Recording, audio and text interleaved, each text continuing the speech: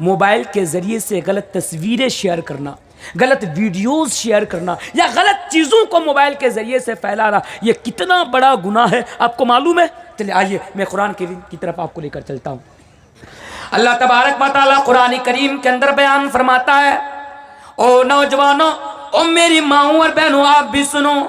Mobile کے ذریعے سے غلط چیزوں کو پھیلانے والوں، غلط چیزوں کو شیئر کرنے والوں سنو، اللہ فرماتا ہے ان الذین یحبون ان تشیع الفاحشۃ فی الذین آمنوا لهم عذاب علیم فی الدنیا والآخرہ، کہ اے لوگوں اگر موبائل کے ذریعے سے اگر تم غلط چیزوں کو پھیلاؤ گے تو اللہ فرماتا ہے کہ ایسے لوگوں کے لیے دنیا میں بھی دردناک عذاب ہے اور ایسے لوگوں کے لیے آخرت میں بھی دردناک عذاب ہے۔ یعنی اللہ تبارک و تعالیٰ اس آیت کریمہ کے اندر بیان فرماتا ہے ان الذین یحبون ان تشیع الفاحشۃ فی الذین آمنوا لهم عذاب علیم فی الدنیا والآخرہ، جو لوگ یہ چاہتے ہیں، جو لوگ یہ پسند کرتے ہیں کہ مومنوں کے درمیان بے حیائی کو عام کر دی جائے، بے حیائی کو نشر کر دی جائے، غلط چیزوں کو شیئر کر دی جائے، اللہ فرماتا ہے لهم عذاب علیم فی الدنیا والآخرہ، ایسے لوگوں کے لیے دنیا میں بھی دردناک عذاب ہے اور ایسے لوگوں کے لیے آخرت میں بھی دردناک عذاب ہے۔ اس لیے نوجوانوں موبائل کے ذریعے سے غلط چیزوں کو مت پھیلاؤ، مت پھیلاؤ۔ موبائل نے اور ایک بڑا نقصان کیا ہمارے نوجوانوں کا، دین کے معاملے میں نقصان کیا۔ وہ نقصان کیا کیا کہ جب سے یہ موبائل ہمارے نوجوانوں کے ہاتھ میں آیا، علماء سے رابطہ چھوڑ دیا۔ بات کو سمجھیے، آج ایک چیز کو لے کر لڑائی ہو رہی ہے گاؤں میں، آج ہوتے نا ہمارے سماج میں کتنے ایسے مفتی، لمبی داڑھی، بات کو سنیے، بعد میں مکر مجھے گالی مت دیجیے گا، اگر گالی دینی ہو تو آ کر مجھے ڈائریکٹ دے دیجیے گا۔ لمبی لمبی داڑھی، سر پہ ٹوپی، اصل میں وہ مولوی نہیں ہے، اصل میں وہ مولوی نہیں ہے، دین کے بارے میں بالکل بھی نالج نہیں ہے ان کو، لیکن سامنے میں کیا کرتے ہیں، ایک ٹیبل رکھ دیے، ایک لیپ ٹاپ رکھ دیے، ارے بھائی دھڑلے سے فتویٰ بازی کرتے رہے، دھڑلے سے فتویٰ دے رہے، یہ جائز، یہ ناجائز۔ ہمارے سماج میں ایسے ان لوگوں کے فالوورز ہیں آج ہمارے سماج میں۔ کیا ہوتا ہے، ایک چیز کو لے کر لڑائی ہو گئی، یہ جائز ہے یا ناجائز ہے، حلال ہے حرام ہے، اب فتویٰ دے گا کون، اس مسئلے کو حل کرے گا کون؟ تو ایک نے کہا کہ چلو دلال پور مدرسہ چلتے ہیں، ابو طاہر صاحب کے عبداللہ پور چلتے ہیں، اشرف صاحب کے ساتھ، یا ان کے پاس بڑے بڑے عالم ہیں۔ الحمدللہ آپ کے جھارکھنڈ کے اندر بڑے بڑے علماء ہیں، آپ کے جھارکھنڈ کے اندر بڑے بڑے عالم ہیں، عالم کی کمی نہیں ہے۔ اب وہ اس مسئلہ کو حل کون کرے گا؟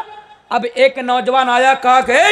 مولوی کے پاس جانے کی ضرورت نہیں ہے، موبائل ہے، فٹ سے سرچ مارا موبائل کے اندر، وہ مسئلہ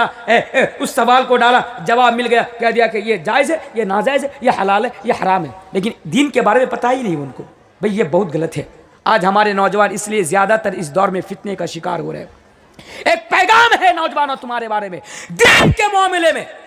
دین کے معاملے میں، شریعت کے معاملے میں موبائل کا سہارا لینا چھوڑو۔ اگر آپ کو کوئی چیز ڈاؤٹ ہے تو آپ علماء سے جا کر پوچھیں، علماء سے رابطے میں رہے۔ اس فتنے کا دور میں فتنہ ہونے سے آپ بچ جائیں گے، فتنہ سے آپ بچ جائیں گے۔ اللہ تبارک و تعالیٰ قرآن کریم کے اندر بیان فرماتا ہے فَاسْأَلُوا أَهْلَ الذِّكْرِ إِن كُنتُمْ لَا تَعْلَمُونَ، مسئلہ اس سے پوچھو، مسئلہ اس سے حل کرو جو دین کے بارے میں علم رکھتا ہے، جو دین کے بارے میں جانتا ہے۔ اور الحمدللہ ثم الحمدللہ، دین کے بارے میں ایک عالم سے بہتر کوئی اور جان ہی نہیں سکتا، شریعت کے معاملے میں ایک عالم سے زیادہ کوئی جان ہی نہیں سکتا۔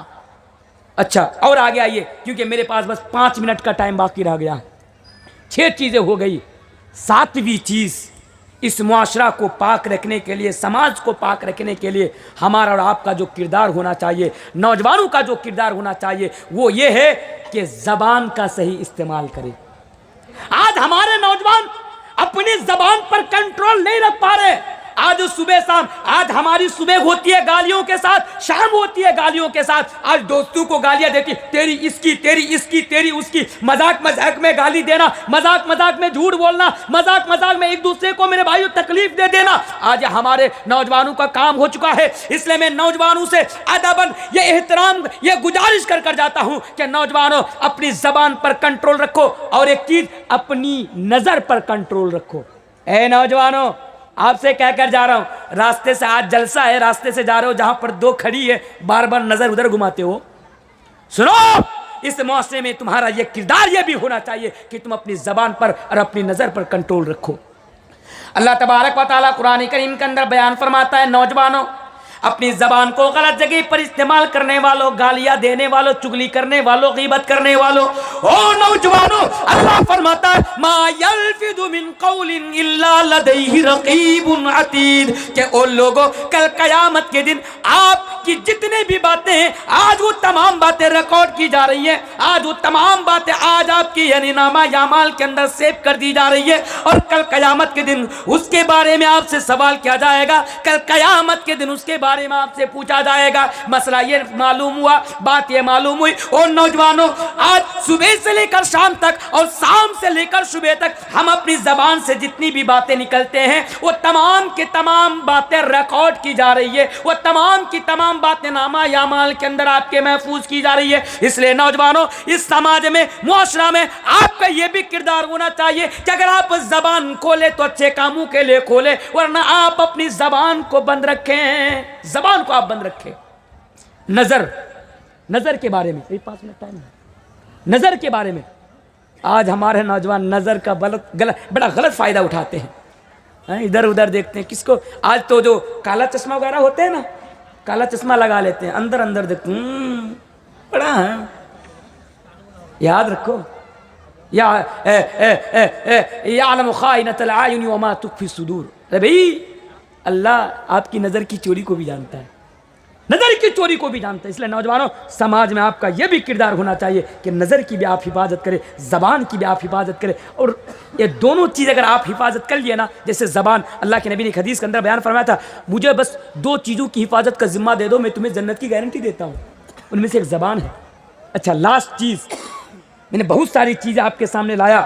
لاسٹ چیز میں آپ کے سامنے رکھتا ہوں کہ اس معاشرہ میں، سماج میں ہمارا نوجوانوں کا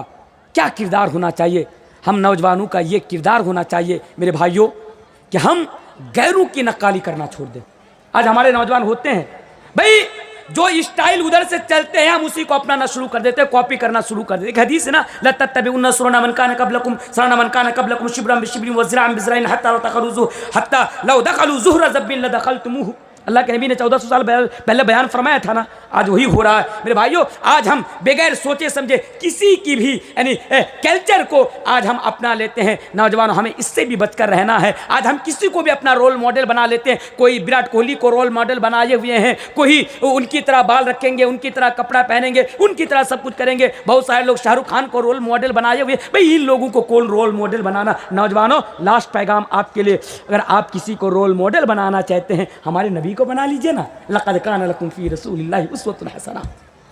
تو میرے بھائیوں یہ چند چیزیں تھی جو مجھے موضوع دیا گیا تھا، اصلاح معاشرہ میں یواؤں کا کردار، نوجوانوں کا کردار، اور میرے پاس جتنا ٹائم تھا میں نے اپنی صلاحیت کے مطابق میں نے بھرپور کوشش کی کہ اس مضمون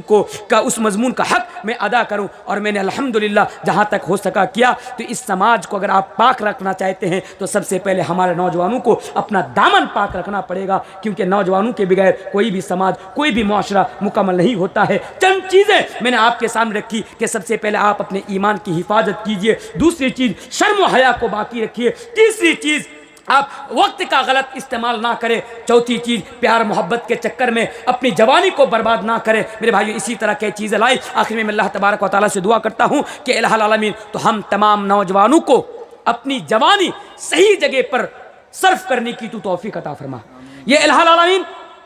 ہمارے نوجوانوں کو دین کے کام میں